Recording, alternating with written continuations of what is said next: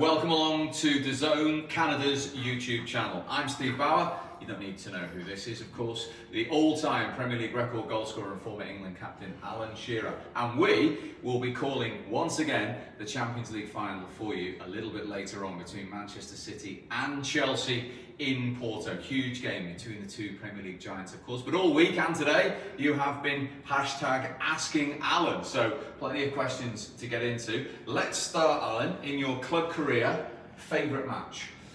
Oh, club career favourite match would have to be the day I broke the great Jackie Milburn's record at Newcastle. For me, growing up in Newcastle, standing on the terraces at the Gallagher end, so for me to score that end and break the record that had been for so long, it was my dad's hero, and the feeling after that goal was just unbelievable. So it had to be that one.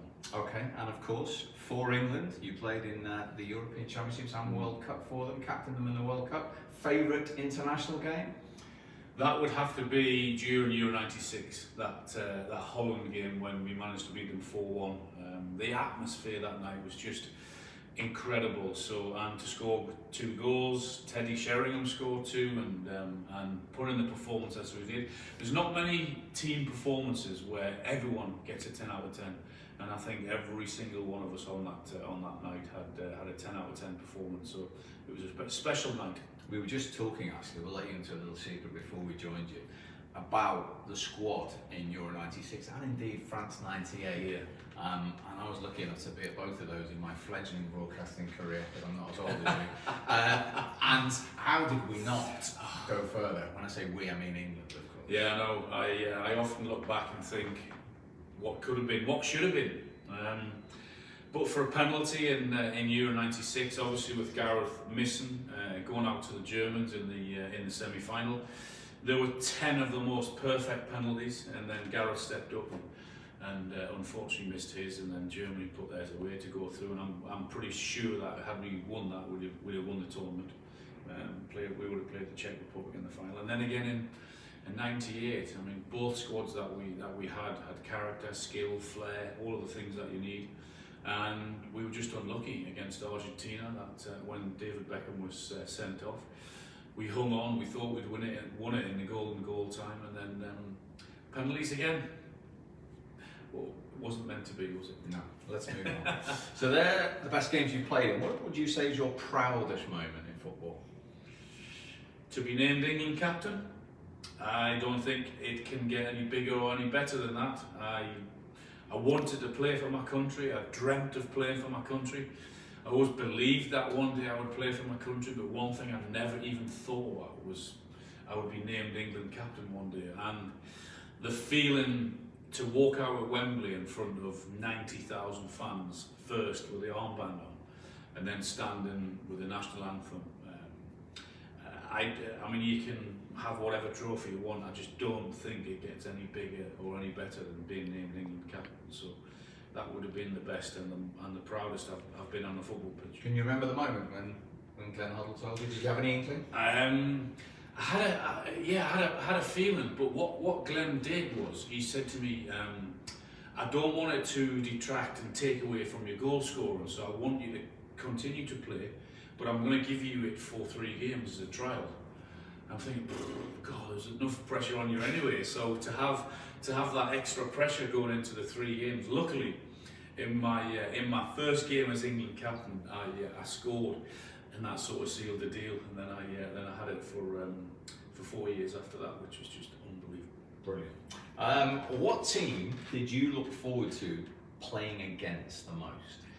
Well, it was Leeds. For some reason, as a forward, I'm sure that I won't be the only centre forward that tells you just have a lucky team. You feel as if whatever happens, you're going to score against them. And I had that against Leeds United.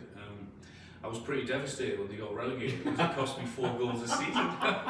Sorry, Leeds fans. So for some reason, it was always Leeds United.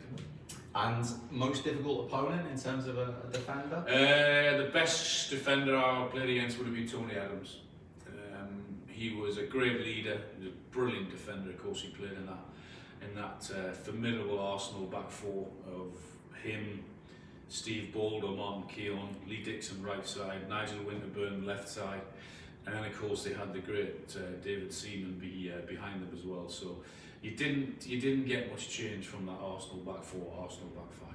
So in terms of the team that you thought on a Saturday, we're going to have to be at it, don't fancy playing against, would they be right up there? Yeah, I wouldn't use the words I don't fancy playing against them, but they were certainly difficult and tough and hard, very well organised. They had, remember George Graham as manager, they had that offside system that they played, they had it off to a T. I mean, they'll tell you themselves that that's all they used to work on.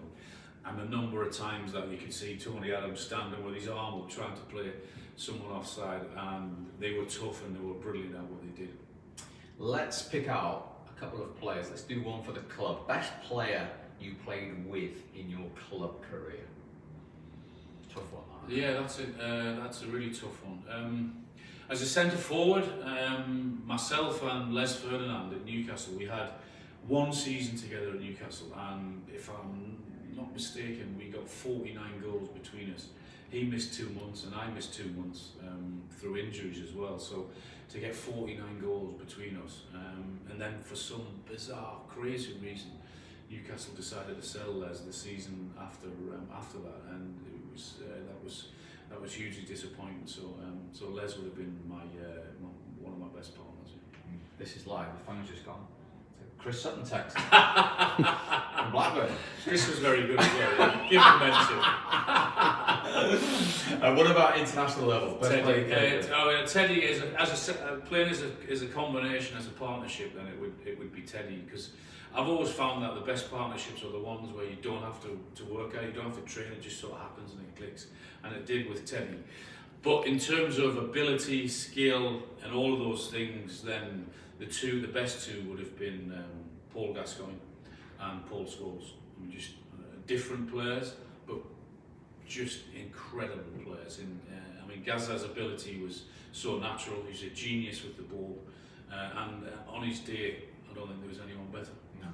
What about managers? Club career, best club manager you had? Well, we won the league with Kenny at Blackburn. He sold the dream to me when I was leaving Southampton. He said that Blackburn would win the Premier League with the ambition of Jack Walker and him as manager, the late Ray Harford as our coach, and that he was magnificent. And Sir Bobby Robson at Newcastle, and he sort of saved my Newcastle career really, because I was on my way out. I wasn't getting on with Ruud Gullit, as everyone will know, but Bobby came in, got me smiling again, got me scoring goals again, and he was a genius as a man manager, which I think is probably more important than the coaching side of things, because of the finances that are paid to players, particularly nowadays. I mean, whether he was dealing with a 17-year-old kid or a 35-year-old experienced professional, how to handle them, I think was key, and he was genius at that. And your England managers?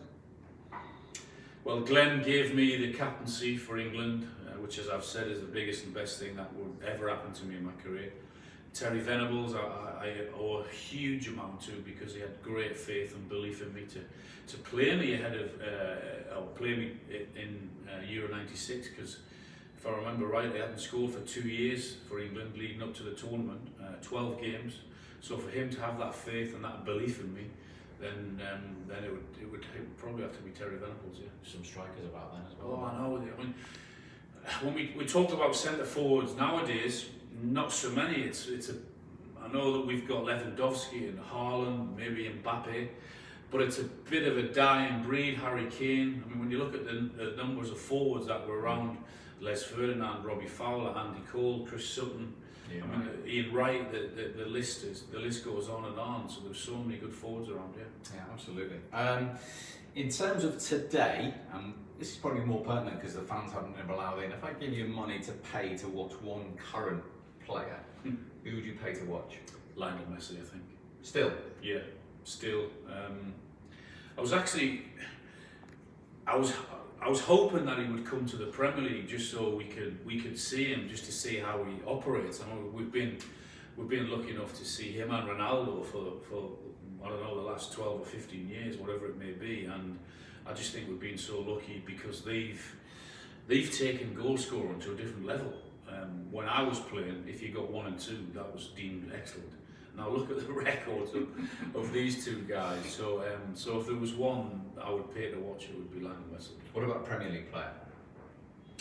Who gets you off your seat? Well, Harry Kane, because he's the best at what I used to do. He's the best at goal scoring. When you look at what he's achieved, and I think maybe more so this season, because it's all right when, I shouldn't say it's easier, but it's acceptable that you can score goals in a team that's been successful because of the number of chances that they create. But I think he's actually got better this season, and he hasn't stopped scoring goals because he's added his assists, and he's 23 goals. I think he won the Golden Boot with. So in a side that's been struggling, and that's, as I said, it's one thing doing it in a team that's going well, but it's another thing doing it when the team's struggling. So it would have to be him. But I'm also a huge fan of the two we're about to see tonight, the two youngsters in Mason Mount and Phil Foden. I'm really excited to see who comes out on top there, because they've both had magnificent seasons. I mean, Phil Foden has been managed superbly at the time, when to put him in as a regular, and then Mason Mount at Chelsea. I mean, Frank took him to Derby and then gave him his chance again at Chelsea. And he's probably been the first on the team sheet under the new manager Tuchel. I mean, he didn't play in his first game, but he's been a regular after that, and you can see why. Absolutely. You mentioned Harry Kane beautifully there, because somebody has asked, Harry Kane is chasing your record. What advice on his next move would you give him? I'm guessing it's to go abroad, is it? Definitely. I think he should go to Spain or France. Get him out of the way. If he was to go to, well, if he goes to either Manchester club, even Chelsea, he's going to have options. But I think if he was to go to Manchester City, it will go within 3 or 4 years. You reckon? I do, yeah. I think he's that good. The number of chances that City create, I mean, I think a centre forward, an average player, would look to score at least 25 goals in that Manchester City team. Harry Kane is not an average player. He's world class. He's brilliant at his job. So he would, I'm pretty sure, he would get 30 to 35 league goals if he was to stay fit this season. Crikey. Well, I know you never tire of it, but I've loved saying it over the years. The all-time Premier League record goal scorer. Harry Kane takes that off. You're just going to be retire. I'll disappear. Can you still see him being a Tottenham player next season, in all seriousness? No. I think he's made his decision, and I totally get it and understand why he's made the decision to leave. And it's just a matter of where, I think. I mean, I don't think it'll be easy getting him out of Tottenham, because I think Tottenham will rightly play hardball and what they demand for him. But there'll be no shortage of clubs that want him. And whether they can afford him, time will tell. Here's a random one. Was Nobby Solano the best producer of goals you've played with? He was certainly up there. He was up there for all sorts of reasons. He was a great lad. He was great to have in the dressing room for team spirit. But he was one hell of a good footballer. And the good thing with Nobby is that we all knew as a centre forward that when he was going to put it in. And so that made my job slightly easier, because I could make my run, I could time my run knowing what he was going to do. He wasn't one of these wide players. He was really technically gifted, touch, technique, all of these things, but he had a great whip on him where he could whip a dead ball in, or he could just move that ball when he was running and then whip it in. So for me to time my runs, he was brilliant at doing that. And he got more pleasure out of crossing the ball and setting people up than he did actually scoring a goal, which for is perfect. You can't get into those. I mean, I had the two guys at Blackburn, which that team was a dream for a centre forward to play, and Jason Wilcox on the left and Stuart Ripley on the right hand side, but nobody was equally as good as either of those two. Okay, let's round off then with tonight, the biggest game in European football. We've been lucky enough to watch the last few for you for DAZN, including an all-English one, of course, in Madrid a couple of years ago. But tonight it is Portugal, it is City against Chelsea. Can Pep Guardiola complete the set? How do we see it going on? I hope I'm wrong. I think it could be a tough game. When I say a tough game, we know that both defences are excellent. Chelsea, I'm pretty sure, will try and be stubborn, be tight and compact and keep it tight. And it might not make for good viewing. So I'm hoping that City can get us an early goal, and then Chelsea might have to open up and come out and play. But I do see it being cagey, being tight, and nothing being given away.